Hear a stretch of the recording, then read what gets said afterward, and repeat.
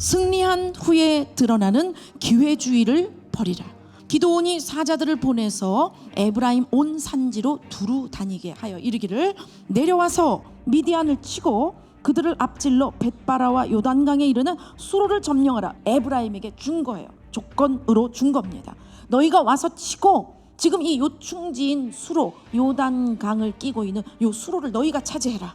이 전쟁의 피날레는 마지막 적장의 머리를 치는 그에게 있는 거예요. 에브라임은 신났습니다. 그래서 거기에 수락을 해서 수로를 점령하게 되는 것이죠. 에브라임 사람들이 기드온에게 이르되, 네가 미디안과 싸우러 갈 때 우리를 부르지 아니하였으니 우리를 이같이 대접함은 어찌 됨이냐 하고 그와 크게 다투는지라. 여기 크게라고 하는 말은 폭력을 가했다라고 이 원어가 그렇게 되어 있습니다. 이들이 왜 이렇게 폭력을 행사하면서 기드온을 공격하느냐? 바로 전리품 때문이죠. 이미 앞부분 승리하는 전쟁에서부터 우리를 불렀어야 우리도 그 몫을 차지할 수 있는데, 마지막에서야 우리를 불러서 그 몫만 받게 하는 거냐? 기드온이 그들에게 이르되, 내가 이제 행한 일이 너희가 한 것에 비교되겠느냐? 이 에브라임의 끝물 포도가 아비에셀의 만물 포도보다 낫지 아니하냐? 하나님이 미디안의 방백 오렙과 스앱을 너희 손에, 에브라임 손에 넘겨주셨으니 내가 한 일이, 기드온이 한 일이 어찌 능히 너희가 한 것에 비교되겠느냐 하니라. 기드온이 이 말을 하매 그때에 그들의 노여움이 풀리니라. 우리는 아무것도 아니야. 내가 지금 이제까지 그 지파들과 함께 300명으로 싸운 일은 네가 지금 오렙과 스앱을 친 것에 비하면 아무것도 아니야. 아니, 하나님이 역사하시고 하나님이 승리하신 하나님의 전쟁인데 왜 다른 타민족도 아니고 가장 유력했던 에브라임 지파 앞에서 왜 하나님을 증거하지 않지? 왜 하나님이 하셨다고 말을 안 하지? 너희가 왜 이런 일로 분노하느냐? 그 전쟁은 내가 싸운 것이 아니다. 우리 300명이 한 것이 아니다. 여호와께서 그 일을 하신 것이다. 이 증거를 했어야 되는데 자기들끼리 지금 전리품에 대한 야심으로 그것을 말로는 다 드러내고 있지는 않지만 결국 오늘 본문 마지막에 기드온을 통해서 그게 드러나게 되어 있어요. 정말 에브라임 앞에 에브라임을 꾸짖을 수 있는 사사의 역할을, 드디어는 그 사사의 역할을 제대로 감당할 수 있는 그런 골든타임이었다라는 거예요. 그런데 기드온은 하나님이 역사하신 그 300명의 전쟁에 대해서 여호와의 이름을 언급하지 않음으로써 에브라임의 이 지금의 상황, 현실의 상황 속에서 살아남는 그 선택을 하게 되는 것입니다. 누구든지 사람 앞에서 나를 시인하면 나도 하늘에 계신 내 아버지 앞에서 그를 시인할 것이요, 누구든지 사람 앞에서 나를 부인하면 나도 하늘에 계신 내 아버지 앞에서 그를 부인하리라. 내가 세상에 화평을 주러 온 줄로 생각하지 말라. 화평이 아니요 검을 주러 왔노라. 예수님 이 땅에 오신 게 화평 때문에 오신 게 아니라는 거예요. 싸우게 하려고 오셨다라는 거예요. 내가 온 것은 사람이 그 아버지와 딸이 어머니와 며느리가 시어머니와 불화하게 하려 함이니 사람의 원수가 어디에? 자기 집안 식구리라. 아버지나 어머니를 나보다 더 사랑하는 자는 내게 합당하지 아니하고, 하나님과 사랑하지 않으면 사람도 사랑할 수 없다라는 것입니다. 그러므로 그 하나님이 누구이시며 하나님 어떻게 대해야 된다는 십계명의 제1계명, 제1계명을 온전하게 순종하지 않으면 나머지 2계명부터 끝 10계명까지 에브라임 비유 맞추는 정도의 인간 선행에 머물게 돼요. 예수님과 나와의 관계가 온전하지 않으면 제2계명, 거기서부터는 다 인간적인 노력이 되고 만다라는 거예요. 기드온이 그 이후에도 미디안의 나머지 패잔병을 치고 그의 두 왕을 처단하는데도 불구하고 하나님의 이름, 여호와 하나님께서 등장하시지 않습니다.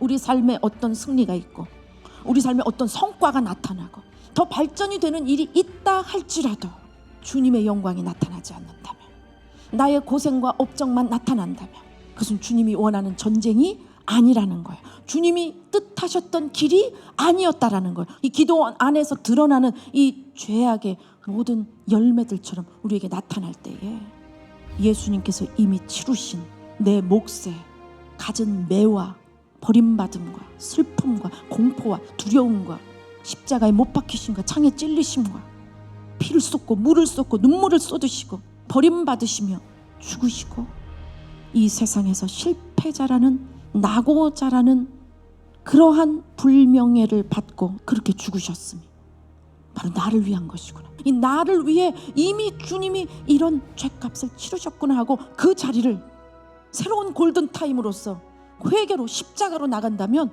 주님은 마다하지 않고 부활의 역사로 그것을 밟고 일어서게 하신다라는 거예요. 할렐루야. 여러분의 삶 속에 지금 세상 원리대로 세상을 우월하게 보고 하나님의 이 좁은 길 가는 거룩한 성도의 공동체를 하부적인 체계로 바라보며 세상은 풍성하게 보고 부유롭게 보고 똑똑하게 보고 십자가의 죽음을 선택하는 부활만을 바라보는 이 거룩한 하나님의 300용사를 향하여 그것을 열등하게 보며 그것을 무가치하게 보고 아무런 기대가 없이 그렇게 낙인을 찍었던 여러분의 어떤 삶에 대해, 관계성에 대해, 여러분 자신에 대해 오늘 그 딱지가 떨어져 나가야 되겠어요. 그 올무가 부서져야 되겠어요. 오늘 그 참소가 떠나가야 되겠어요. 오늘 그것으로서 곁길 가 있는 그 어둠에서부터 주님께로 돌아와야 되겠습니다. 이 뒤에 이제 에브라임 앞에 그렇게 비굴할 정도로 비유를 맞췄던 이 기드온의 이런 화술, 이 설득력, 이것이 그 뒤에 만나는 숫꽃과 브누엘 사람들에게 발휘가 돼야 되는데 웬일입니까? 전쟁의 승리를 하지만 그 승리한 이후에 기드온이 완전히 잔악한 자로 바뀌게 돼요. 왜 그럴까? 왜 그런 상황에 따른 기회주의자가 될 수밖에 없는가? 오늘 본문의 마지막 절만 좀 보도록 하겠습니다. 그들의 낙타 목에 있던 초승달 장식들을 떼어서 가지니라. 미디안 왕이 타는 낙타 부대, 낙타의 그 목에 걸린 초승달 모양, 그 초승달 모양의 장신구는 금으로 되어 있습니다. 그 금이 기드온의 목표물이에요. 여호와 하나님께서 모세를 통하여 말씀하신 그 이스라엘의 회복, 바로 그 일을 우리를 통해 지금 이루고 계시다라고 하는 그것을 위해 기드온을 사사로 세운 것인데 동족들 앞에서 왜 그렇게 전혀 딴 사람이 되는가? 그것은 지금 마지막 절에 나온 그 금을 원하기 때문이라는 거예요. 그 금이 있을 때에 자기 내면에 아직도 두려워하고 있는 미디안 앞에서 비굴하고 나약하고 아무 힘도 쓸 수 없었던 그런 자신들의 그 7년에 대하여 인생을 보복할 수 있는 그 길은 오직 그 황금밖에 없다, 물질밖에 없다 생각하는 거예요. 경제적 부요만이 미디안을 복수할 수 있는, 미디안으로부터 받았던 고통에서부터 벗어날 수 있는 길이다라고 그는 결정을 한 것입니다. 결국 그가 쳤어야 될 자기 아버지가 섬긴 바알의 제단은 물리적으로 쳐나갔지만 그 내면에 뿌리 박힌 경제 중심의, 창조주를 외면한 인간 중심의 생활에 대해서는 아직 그가 처단하지 않은 바알 숭배에 찌들어진 그의 모습을 볼 수 있다라는 것이죠. 우리가 주님이 주신 승리, 바로 연단 가운데 고비를 넘어가고 그 문제 가운데 응답을 받고 또 낙심과 아픔과 질병 가운데에 주님이 베푸시는 그 치유를 받은 그 이후에 우리가 정말 주님 앞에 해야 될 것은 우리의 내면과 삶으로 주님의 역사를 나타내는 거예요.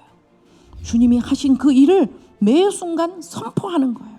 사람을 만나며 일을 하고 먹고 마시는 모든 순간마다 이제 나는 사탄의 자식이 아니라 하나님의 자녀가 된 것에 대하여 입증하며 기뻐하고 선포하는 일이 예수님의 십자가를 근거로 해서 우리가 목격자로서, 증인으로서 그것을 선포하지 않는다면 기드온처럼 격길 간 것이죠.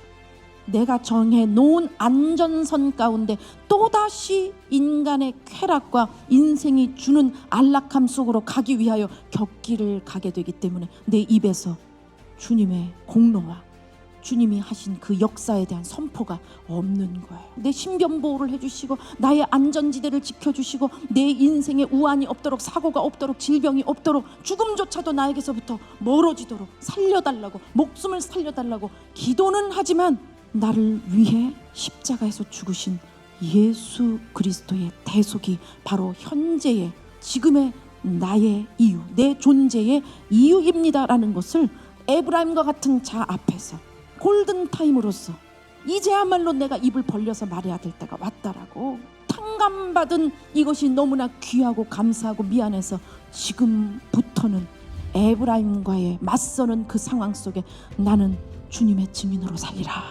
나는 십자가의 증인으로 살리라. 주님이 하신 일을, 나를 향해 하신 그 일을 선포하기만 한다면 시편 기자와 같은 놀라운 서원을 갚는 인생으로 완전히 역전하게 된다라는 거예요. 할렐루야. 감사로 제사를 드리는 자가 나를 영화롭게 하나니 그 행위를 옳게 하는 자에게 내가 하나님의 구원을 보이리라.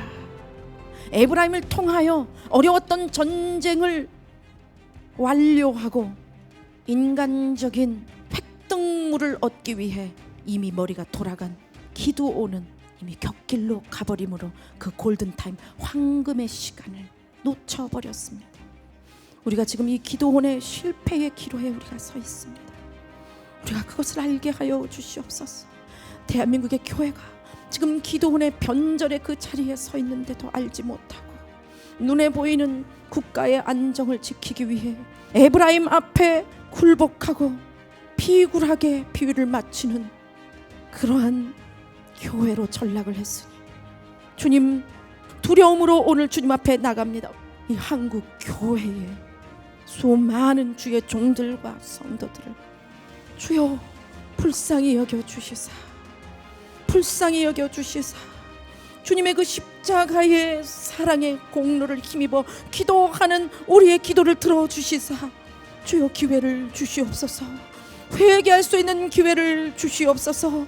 주님을 다시 경외하며 섬길 수 있도록 우리 삶 속에 에브라임과의 맞선 모든 상황 속에서 오직 예수님의 십자가를 선포하며 그 사랑과 용서를 받은 자로서 기도원처럼 가지 않도록 우리를 붙잡아 주시옵소서.